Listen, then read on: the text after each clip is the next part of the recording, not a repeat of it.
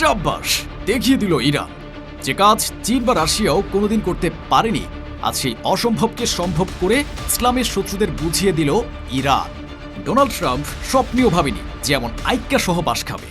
CIA, যাদের নাম শুনলেই মাথায় আসে আমেরিকার প্রতিরক্ষার প্রধান স্তম্ভ ও অস্তিত্ব টিকিয়ে রাখার প্রধান হাতিয়ার, যারা বিশ্বের 40 দেশের সরকার পতন, স্যাবোটাজ মিশন সহ আমেরিকার স্বার্থে সব কিছু করে থাকে, তাদের ভেতরেই খোদ কাউন্টার ইন্টেলিজেন্সে নিজেদের এজেন্ট নিয়োগ দেয় ইরান।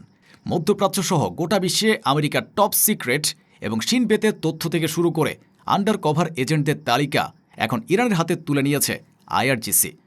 নতুন খামিনির এমন আইক্যাসহ বাঁশ হজম করতে পারছে না ট্রাম্প প্রশাসন।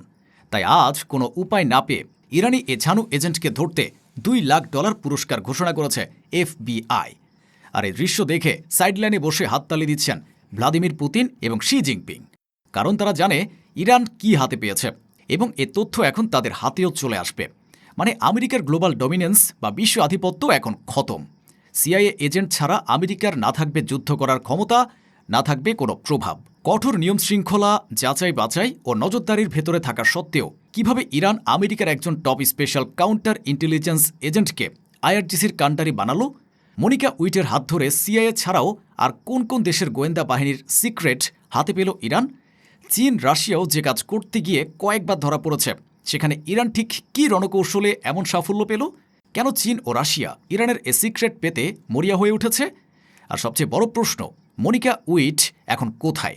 এফবিআই কেন তাকে পাগলা কুকুরের মতো খুঁজছে? এ চরম ইন্টেলিজেন্স হাইস্ট বা বুদ্ধিবৃত্তিক লড়াইয়ের পুরো সত্য জানতে ভিডিওটিতে একটি লাইক দিয়ে শেষ পর্যন্ত আমাদের সাথেই থাকুন।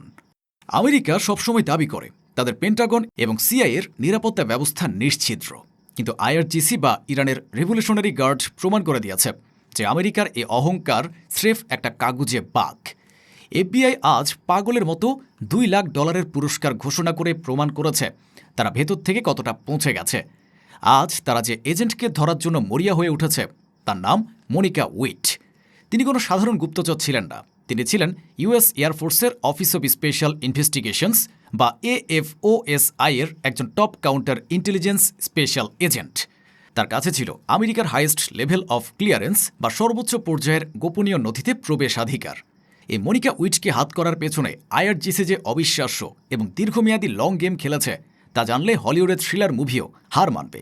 পেন্টাগনে ঢোকার আগে একজন এজেন্টকে পলিগ্রাফ টেস্ট বা মিথ্যা নির্ণায়ক যন্ত্রের পরীক্ষা, কঠোর ব্যাকগ্রাউন্ড চেক এবং সার্বক্ষণিক নজরদারির মধ্য দিয়ে যেতে হয়।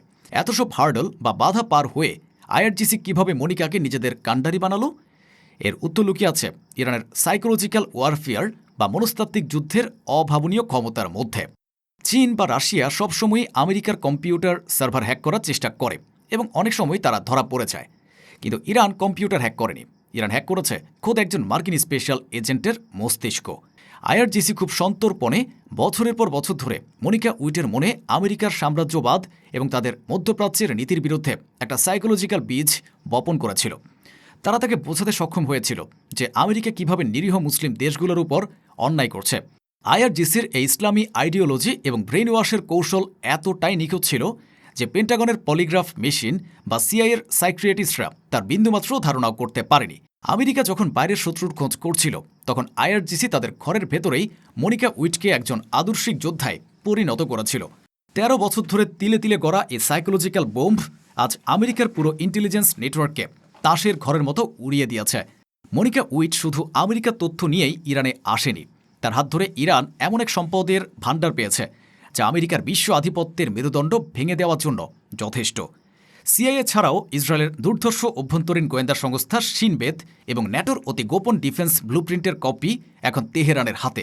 মনিকা উইট জানতেন আমেরিকা কিভাবে মধ্যপ্রাচ্যে তাদের গুপ্তচর বৃত্তি পরিচালনা করে, কিভাবে তারা সিগন্যাল ইন্টারসেপ্ট করে এবং সবচেয়ে ভয়ঙ্কর, সিআইএ এবং শিনবেতের আন্ডার কভার এজেন্টদের আসল পরিচয় কী।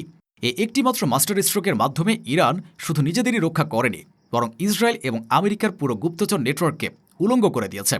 আর ঠিক এই কারণেই আজ সাইডলাইনে বসে আনন্দে হাততালি দিচ্ছেন ভ্লাদিমির পুতিন এবং শি জিনপিং। চীন এবং রাশিয়া কেন ইরানের এ সিক্রেট পেতে এতটা মরিয়া হয়ে উঠেছে?